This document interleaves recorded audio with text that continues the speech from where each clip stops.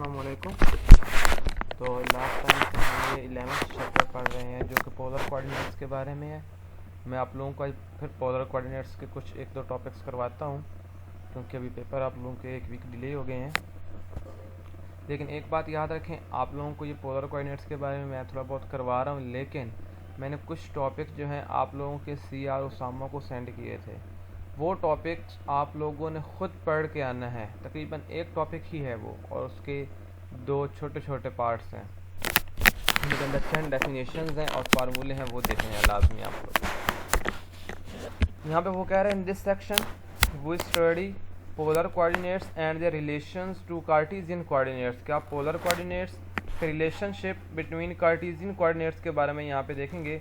You will see that polar coordinates are very useful for calculating many multiple integral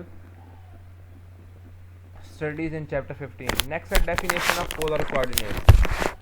To define polar coordinates, we first fix an origin. कि जब भी आप polar को define करते हैं तो at the start आपको यहाँ पे origin जो है वो fix करना चाहिए। Like यहाँ पे आपने origin या pole एक fix कर दिया जिसको आपने O कह दिया। And an initial ray from O, और एक इनिशियल रे आपके पास O के साथ है। Then each point P can be located by assigning to its polar coordinates R and theta. Then एक यहाँ पे रे आप जो है देखें, ये आपके पास एक इनिशियल रे है और एक यहाँ पे सेकंड रे आप ड्रॉ करते हैं जो कि रे इस इनिशियल रे जो फिक्स है इसके साथ एंगल थीटा बना रही होती है। यहाँ पे उनका जो टर्न है वो थीटा है और उसका जो डिस्टेंस है इस पॉइंट से वो R है। इसलिए P के जो कोऑर्डिनेट्स होंगे, एक ये R होगा और एक ये टर्न हो जाएगा, तो P of R of theta is called polar coordinates. यहाँ पे उसने कहा है कि P of R theta in which R gives the directed distance from O to P। ये आपके पास डायरेक्टेड डिस्टेंस है O टू P तक R, and theta gives the directed angle from the initial ray to OP। और आपके पास basically जो initial रे की जो टर्न है, जितनी वो इनिशियल रे और इस P के दरमियान टर्न है, वो एंगल थीटा के साथ आप डिनोट करते हैं कि यहाँ से आपके पास ये टर्न है, इस टर्न को एंगल। नेक्स्ट है polar coordinate. P of R theta, R यहाँ पे directed distance from O to P and P detected angle from initial ray to OP। यहाँ पे नीचे उसने आप एक एंगल बताया इस एग्जांपल के जरिए, वो देखें। यहाँ उसने कहा find all the polar coordinates of P of 2 and π/2 कि अब सारे कोऑर्डिनेट्स फाइंड करें जो P ऑफ 2 और π/2 के दरमियान में हैं, और यहाँ पे उसको स्केच भी करें आप। यहाँ उसने कहा we sketch the initial ray of coordinate system, draw the ray from the origin that makes an angle π/2 radian with initial ray. आपके पास ये गिवन एक फिक्स रे थी। सेकंड रे आपने यहाँ पे कुछ इस तरह से ड्रॉ की कि जो आपके पास एंगल π/6 बना रही है इस इनिशियल रे के साथ विद इनिशियल रे, एंड मार्क द पॉइंट। और आप इस पॉइंट को जो मार्क करते हैं कि वो आपके पास 2 एंड π/2 है, मतलब आपने जो डिस्टेंस लिया वो 2 लिया। नेक्स्ट है we then find the angle for the other coordinates of P in which R is equal to 2 and R is equal to -2। R is equal to 2 और R इज इक्वल टू -2 के related सारे angles find out करेंगे। For R is equal to the complete list of angles, पहले तो यहाँ पे angle makes an angle यहाँ पे π/6 है, तो यहाँ पे आ जाएगा π/6। नेक्स्ट है π/2 प्लस 2π, क्योंकि यहाँ आप स्टार्ट करते हैं तो कंप्लीट एक रेवोल्यूशन जो है वो π/6 पे होती है, और सॉरी 2π के साथ कंप्लीट होती है, इसलिए आप कहेंगे 2π प्लस माइनस π/6 प्लस माइनस 2π, क्योंकि 2π से एक कंप्लीट रेवोल्यूशन कंप्लीट होती है। नेक्स्ट यही π/6 और प्लस माइनस 4π, फिर π/6 plus minus 6π up to so on, मतलब इस तरह से आप लोग जो हैं वो इसको फॉरवर्ड लेकर चलते जाएंगे। फिर हो जाएगा π/6 प्लस माइनस 8π, मल्टीपल ऑफ 2π ही होंगे। नेक्स्ट है if r is equal to -2। देखें पहले आपके पास r इज इक्वल टू +2 था और यहाँ पे π/6 था, अब माइनस, अब अगर आप r इज इक्वल टू -2 लेंगे तो उससे देखें आपके पास पाई बाय 2 पे वो 6 पॉजिटिव है, लेकिन नेगेटिव उसकी माइनस पाई पे जाके होगा ना। तो यहाँ आप करें पाई बाय 6 माइनस पाई, तो ये बन जाएगा -5 पाई बाय 6। अगर आप करें pi by 2 minus pi, sorry pi by 6 minus pi, तो उसके आपके पास एंगल जो नेगेटिव पे आके मिलेगा वो -5 पाई बाय 2 5 पाई बाय 6 मिल जाएगा।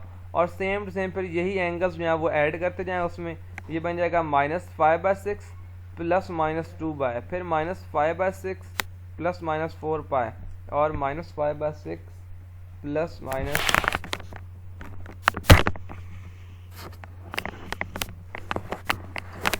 पाई plus up to so on. The corresponding coordinates आपके पास आ गया 2 pi by 6 plus 2n pi, where n is equal to 0 plus -1 plus -2।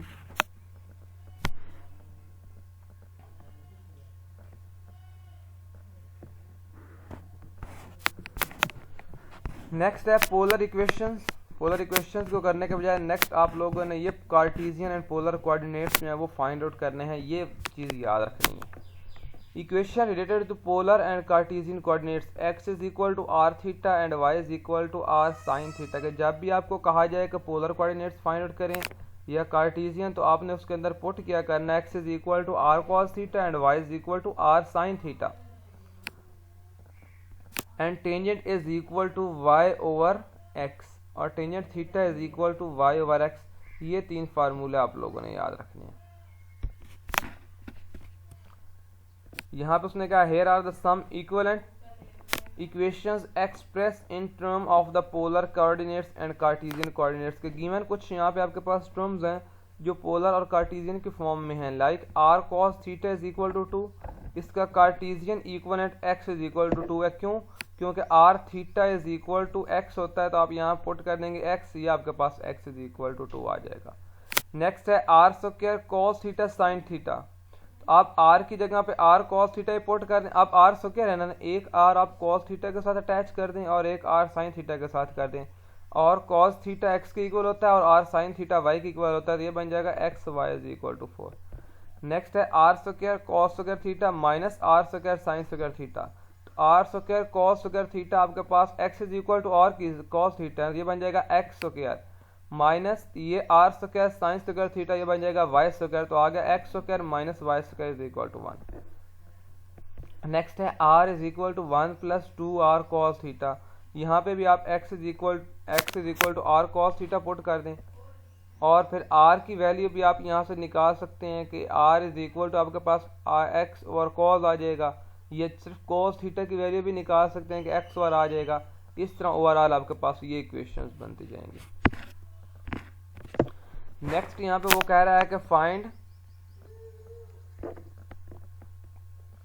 A polar equation for the circle, कि एक सर्कल की polar equation find out करें। If given आपके पास है x square plus y minus 3 की power 2 is equal to 9, we apply the equation relating to polar and Cartesian coordinates की, यहाँ आपके पास आ जाएगा x square plus y minus 3 की पावर 2 इज इक्वल टू 9, और आप ये y माइनस 3 की पावर 2 ओपन कर दें, ये फार्मूला ओपन करेंगे तो आ जाएगा x square plus y square minus 6y plus 9 is equal to 9, और 9 से 9 आप कैंसिल कर दें तो यह आ जाएगा x square plus y square minus 6y is equal to 0।